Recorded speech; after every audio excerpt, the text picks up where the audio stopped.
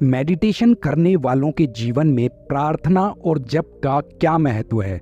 दोस्तों, भगवत की प्राप्ति के लिए मन का एक जगह पर फोकस होना बहुत जरूरी है। यानी आपके मन पर आपका इतना कंट्रोल होना चाहिए कि आप जहां चाहे वहीं पर आपका मन फोकस कर सके, ना कि मन जहां पर चाहे वहां आप फोकस करो। मन पर आपकी इतनी गहरी पकड़ होनी चाहिए दोस्तों, बहुत ज़्यादा पकड़ होनी चाहिए। भगवान से प्रार्थना सदा औपचारिक या लोगों को देखकर नहीं करनी चाहिए। जैसे आपने सदा देखा होगा कि आप सुबह सुबह भगवान शंकर जी के मंदिर में जाते हैं।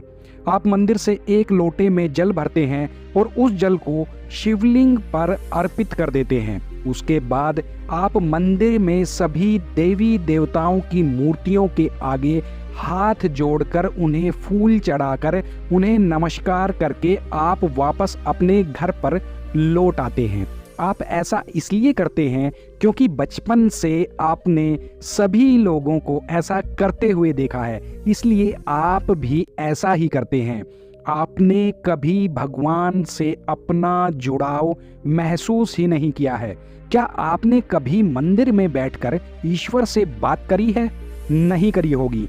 ईश्वर के साथ बिना बाधा और संकोच के आपको वार्तालाप करनी चाहिए दोस्तों। आप अपने सुख और दुख को हमेशा भगवान को बताएं और भगवान से सदैव उच्च आध्यात्मिक जीवन की प्रार्थना भी करें। भगवान से की गई प्रार्थना हमेशा आपके दिल से निकलनी चाहिए। आज के बाद आप जब भी मंदिर में जाएं तो कम से कम 10 मिनट वहां बैठकर भगवान से वार्तालाप और प्रार्थना जरूर करें। फिर देखिए आपका जीवन धीरे धीरे कैसे आनंद से भरता चला जाएगा और आपका जीवन आनंदमयी हो जाएगा। उसके बाद आता है जाप करना। वह जाप आप मंदिर में भी कर सकते हैं और अपने घर पर भी कर सकते हैं। जाप के विषय में महर्षि पतंजलि ने बहुत बढ़िया बात बताई है दोस्तों। महर्षि पतंजलि बताते हैं कि कुछ इंसान बिना जप के भी परमात्मा का ध्यान कर सकते हैं, मगर महर्षि पतंजलि ने जप को सदा सर्वदा श्रेष्ठ बताया है। उन्होंने बताया है कि इंसान पहले अपने आसन पर विधिवत तरीके से बैठकर ध्यान लगाए और अपने मन को फोकस करे। उसके बाद भगवान के मंत्र जाप हल्के हल्के उच्चारण के साथ शुरू कर दे। समय के साथ साथ ये आपके हल्के हल्के जप के उच्चारण निशब्द होकर आपके मानसिक जाप में बदल जाएंगे। ऐसा होने से आपका मन एकदम शीतल जल की तरह शांत हो जाएगा और आपके जीवन में बैलेंस आ जाएगा दोस्तों। और आपको हमेशा ऐसा लगेगा जैसे कोई अदृश्य शक्ति आपके साथ रहने लगी है।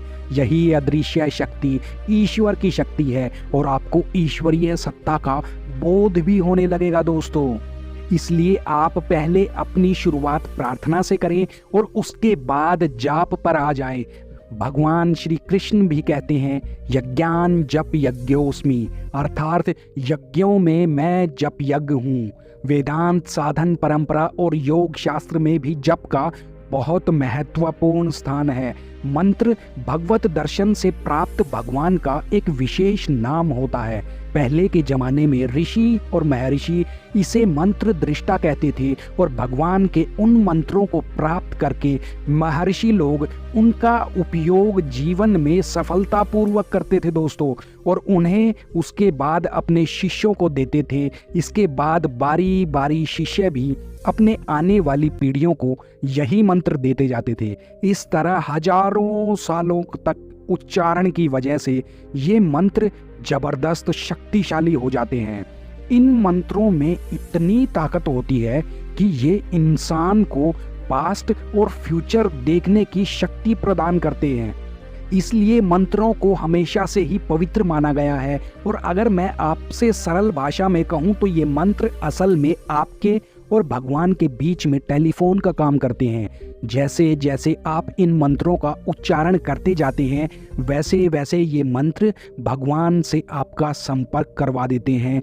और जो साधक मंत्र जाप करते हैं उन्हें इसके बारे में पता भी है, उन्होंने खुद भी ये महसूस किया होगा। अगर मैं सही बोल रहा हूँ तो कमेंट बॉक्स में कमेंट करके जरूर बताना। जब कोई समर्थ गुरु अपने किसी अधिकारी शिष्य को ये मंत्र प्रदान करते हैं तब एक विशेष शक्ति शिष्य के अंदर आ जाती है। उसके बाद इस विशेष शक्ति को बढ़ाना शिष्य पर डिपेंड करता है कि शिष्य कितनी देर साधन में बैठ रहा है, उसी पे डिपेंड करता है। प्रार्थना जप और ध्यान करने में बहुत सहायक होती है। इसके लिए आप धार्मिक ग्रंथों को पढ़ सकते हैं, शास्त्रों को पढ़ सकते हैं, हनुमान चालीसा कर सकते हैं, शिव चालीसा कर सकते हैं, दुर्गा स्तुति पाठ कर सकते हैं। यह सब के सब दोस्तों प्रार्थना में ही आते हैं। भगवान ही एकमात्र ऐसी अचूक शक्ति है जिस पर हम कदम कदम पर भरोसा कर सकते हैं। भगवान से हमेशा उच्च आध्यात्मिक जीवन की कामना करनी चाहिए, मगर मनुष्य हमेशा भगवान से गाड़ी घर घोड़े की बेफिजूल प्रार्थना करते रहते हैं।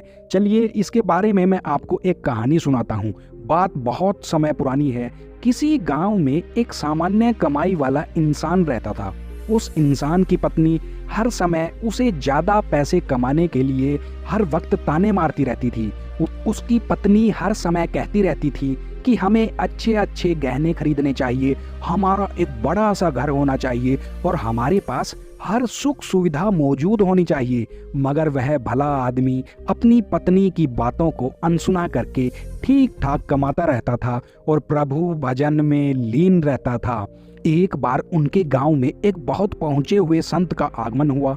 लोग भी उन परम प्रतापी संत के दर्शन के लिए उनके पास जा रहे थे और उनसे आशीर्वाद भी प्राप्त कर रहे थे। उस भले इंसान की पत्नी ने डांट लगाकर उसे कहा कि तुम भी उन संत के पास जाओ और उनसे धन्य धान्य का आशीर्वाद प्राप्त करके आओ।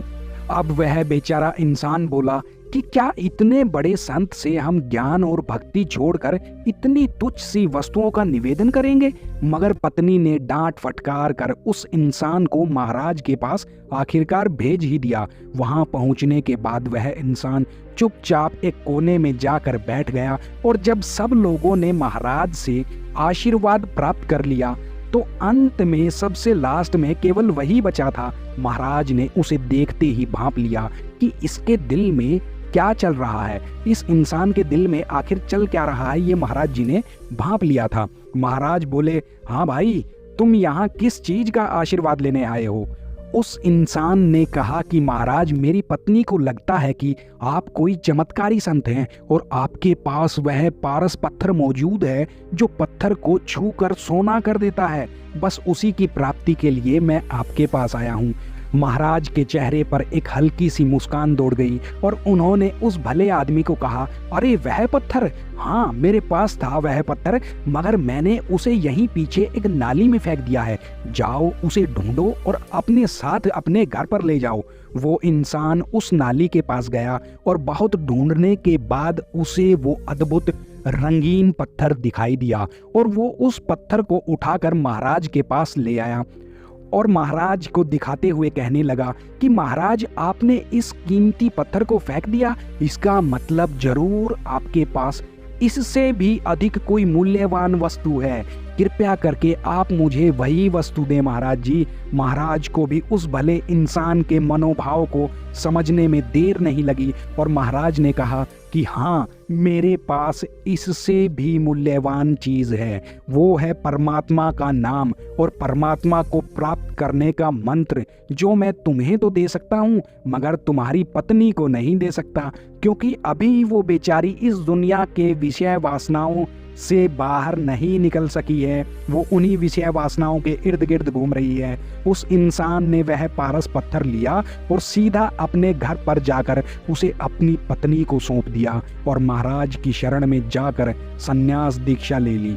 बाद में वह इंसान भी एक बहुत बड़े संत कहलाए, जिनकी ख्याति संत जगत में आज भी बहुत उच्च है दोस्तों। तो दोस्तों, परमात्मा के नाम और परमात्मा से प्रार्थना और जप के बारे में मैंने आज आपको अपनी भाषा में थोड़ा समझाने की कोशिश करी है। अगर मुझसे कोई गलती या त्रुटि हो गई है तो कृपया मुझे माफ़ करें। अगर वीडियो आपको ये पसंद आया है तो वीडियो को कृपया लाइक करें, अपने दोस्तों के साथ शेयर करें और मेरे चैनल को भी सब्सक्राइब करें। जाते जाते कमेंट बॉक्स में थोड़ा सा ये ज़रूर बताना कि आज की ये वीडियो आपको कैसी लगी। तो इसी के साथ दोस्तों देते हैं वीडियो को विराम। जय श्री राम, जय श्री राम, जय श्री राम।